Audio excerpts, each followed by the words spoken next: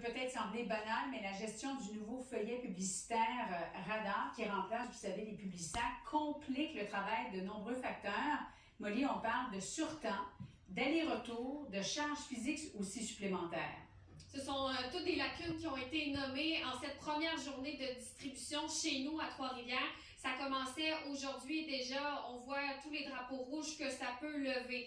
Faire une brève description là, de ce qui était avant le Publisac, bon, les feuillets publicitaires qui étaient dans un sac de plastique, on le remplace maintenant par le radar qui est une espèce de circulaire où on retrouve toutes les publicités des entreprises.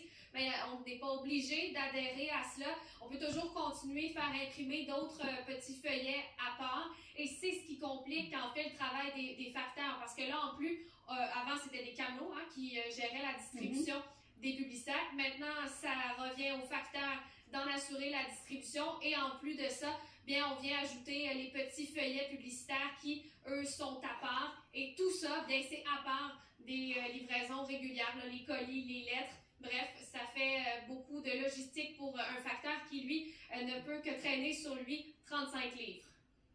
Mais là, je marche plus lentement, c'est plus pesant. Ça va me prendre facilement, juste me rendre à la deuxième, un bon 45 minutes, alors que je pouvais le faire en 1 heure au complet, à peu près. Là, c'est pratiquement impossible. Donc, tout ce que vous avez dans vos sacs, ça, l'autre côté aussi. C'est que des circulaires. Ça, c'est mon courrier d'aujourd'hui. Puis aujourd'hui, il n'y a pas beaucoup de courriers comparativement. Là, souvent, j'ai double, triple de ça.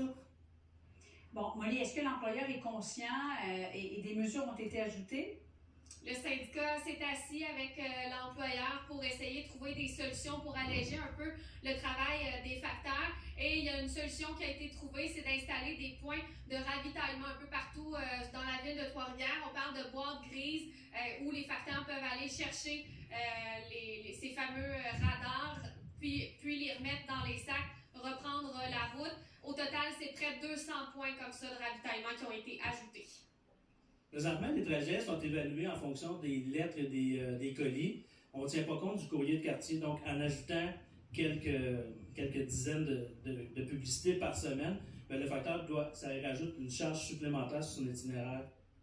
D'ailleurs, le syndicat de la Poste qui est en négociation pour la prochaine convention collective demande à l'employeur justement de tenir compte de cette nouvelle réalité qui est de distribuer le radar. Merci, Molly.